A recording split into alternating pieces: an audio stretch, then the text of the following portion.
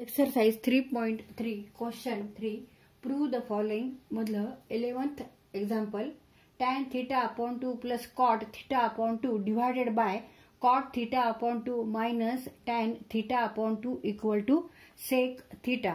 तर आपल्याला प्रूव्ह करायचं आहे LHS side equal to RHS side. LHS side आपण सॉल्व करून घेऊ आणि it is equal to RHS हे प्रूव्ह करू. LHS साइडला कोणत्या टर्म्स आहेत तर त्या टॅन कॉट मध्ये टर्म्स आहेत आणि RHS साइडला सेक मध्ये टर्म आहे. इथे अँगल थीटा अपॉन 2 आहे आणि ह्या साइडला थीटा अँगल आहे आणि इथे टॅन आणि कॉट मध्ये प्लस आहे, इथे कॉट आणि टॅन मध्ये मायनस आहे. LHS side equal to tan theta upon 2 plus cot theta upon 2 divided by cot theta upon 2 minus tan theta upon 2. Now tan means what? Sin upon cos. Therefore tan theta upon 2 means sin theta upon 2 divided by cos theta upon 2. Now put here tan theta equal to sin theta upon 2 divided by cos theta upon 2 plus cot theta upon 2. Cot theta upon 2 means cos theta upon 2 divided by sin theta upon 2 plus cot theta upon 2 means cos theta upon 2 divided by sin theta upon 2 whole divided by cot theta upon 2 cos theta upon 2 minus sin theta upon 2 minus divided by tan means sin upon cos. Sin theta upon 2 divided by cos theta upon 2. आता इथे आपण addition करून घेऊ आणि इथे subtraction करून घेऊ. Now take first cross multiplication and then add. sin theta upon 2 into sin theta upon 2 means sin square theta upon 2 and cos theta upon 2 into cos theta upon 2 means cos square theta upon 2. Cos square theta upon 2 divided by cos theta upon 2 into sin theta upon 2.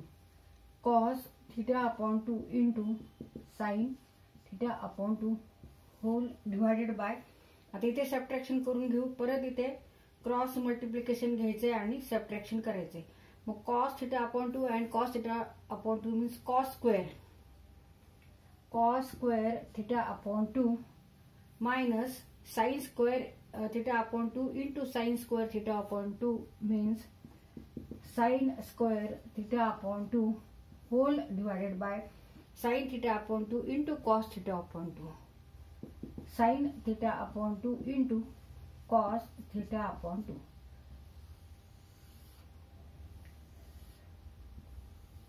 आता इथे cos theta upon 2 and sin theta upon 2, sin theta upon 2 into cos theta upon 2 हे दोन्ही terms ह्या सारखे आहेत. फक्त इथे cos आधी आहे, इथे sin आधी आहे आणि इथे मल्टिप्लिकेशन आहे, त्याच्यामुळे याची व्हॅल्यू सारखी आहे म्हणून आपण हे दोन्ही कट करू शकतो.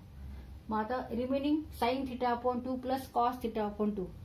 आता इथे सुद्धा आपण फंडामेंटल आयडेंटिटीचा वापर करायचा आहे.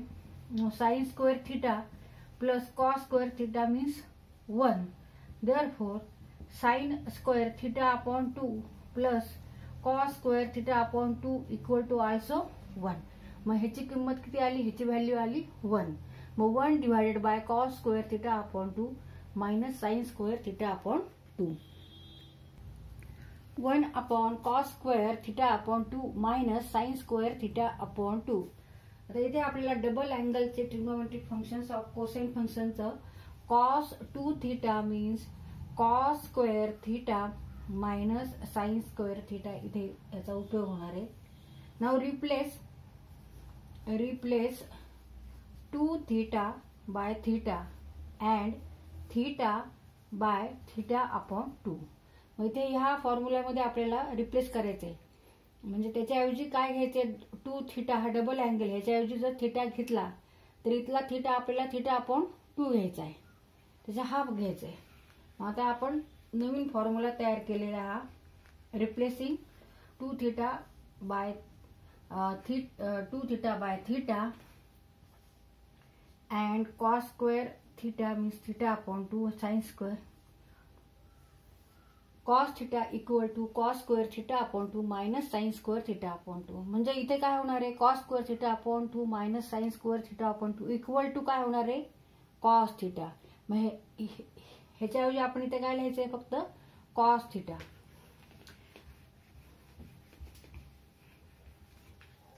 equal to 1 upon cos theta. But 1 upon cos means sec. 1 upon cos theta means sec theta. And it is equal to RHS side. Therefore, LHS side equal to RHS side.